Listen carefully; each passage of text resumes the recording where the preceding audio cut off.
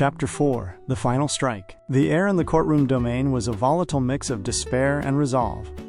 Hana's partial strike with Jacob's ladder had failed to fully exorcise Sukuna, but it had accomplished its secondary purpose. It had destabilized his connection to Megumi's body, revealing a crack in his control.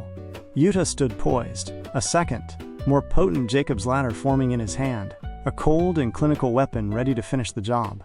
But Sukuna, ever the master of gambits, had one final card to play. As Yuta prepared to unleash his copied technique, a faint, almost imperceptible black shadow began to form around Sukuna's feet. It was a ripple, a tactical subversion that Higuruma's domain had not accounted for. The deadly sentencing domain could confiscate a cursed technique, but it was not designed to counter the absolute mastery of a sorcerer like Sukuna. He hadn't lost the 10 shadows. He had merely, with a subtle shift of his soul, willed the technique to reside in a deeper layer of Megumi's consciousness, a space that the domain could not reach. The orb Higuruma had confiscated was not the core of the technique, but a tactical front, a phantom designed to deceive. It was a bluff, an act of intellectual arrogance that had paid off. You think a simple trial can take from me what I have mastered over 1,000 years? Sukuna's voice, though still raw with irritation, held a note of smug triumph. You were right, brat. I am overconfident, but my overconfidence is rooted in a power you cannot even comprehend. A shadow writhed beneath him, and then, with a familiar, chilling howl, the ultimate Shikigami burst forth.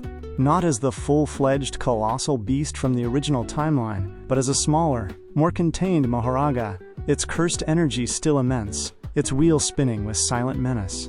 The nullification window, the delicate tactical opening they had fought so hard to create, was shattered in an instant.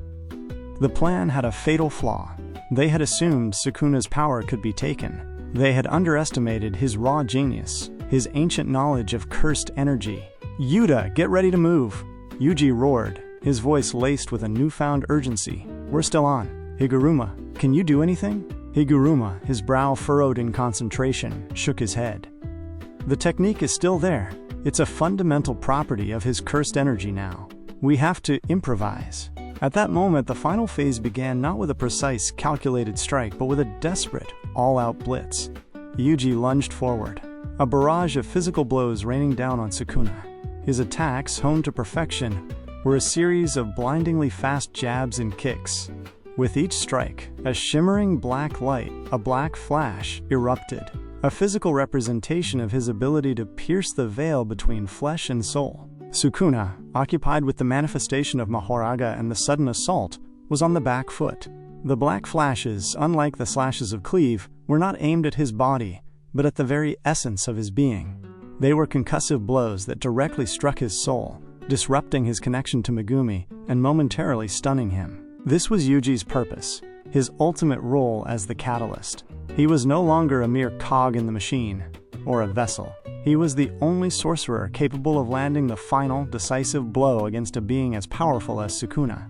With the 10 shadows now a lurking threat and the tactical nullification incomplete, the mission to rescue Megumi had become an even more precarious, high-stakes gamble. As Sukuna struggled to regain his footing, Yuji began a complex, ritualistic series of gestures. He had learned the ancient, forbidden art of soul manipulation, not from books or scrolls, but from the fragments of knowledge left by Kenjaku and the echoes of his time as Sukuna's vessel.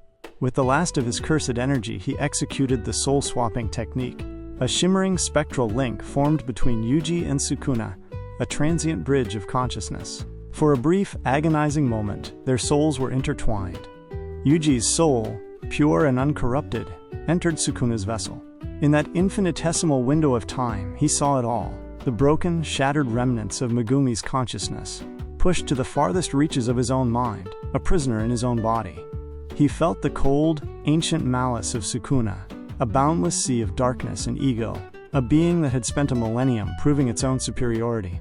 But Yuji was there for one reason, not to fight Sukuna, not to defeat him on a spiritual plane, but to pull Megumi out. With every ounce of his will, Yuji reached for the fractured, trembling essence of his friend's soul. He gave it a single, powerful and desperate tug. The link between them snapped, and Yuji's soul returned to his own body. But he wasn't alone. A fragile, flickering light, Megumi's battered consciousness, had been pulled with him, held in his hands like a wounded bird. The final strike was not a blow, but an act of salvation. The plan was not to defeat Sukuna, but to circumvent him entirely. With Megumi's soul successfully extracted, the vessel was empty. The Ten Shadows technique, once a symbol of his tactical genius, now belonged to a body with a ghost of a soul. The chapter concludes with Sukuna's vessel, still standing, his eyes now vacant, his form devoid of the cursed energy that had so recently radiated from him. On the ground, Yuji knelt, holding the fragile light that was Megumi's consciousness, a look of profound exhaustion and relief on his face. The King of Curses was still there, his soul contained within the empty vessel.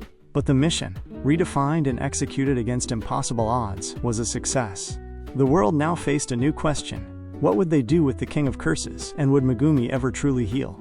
The next act of the collective war had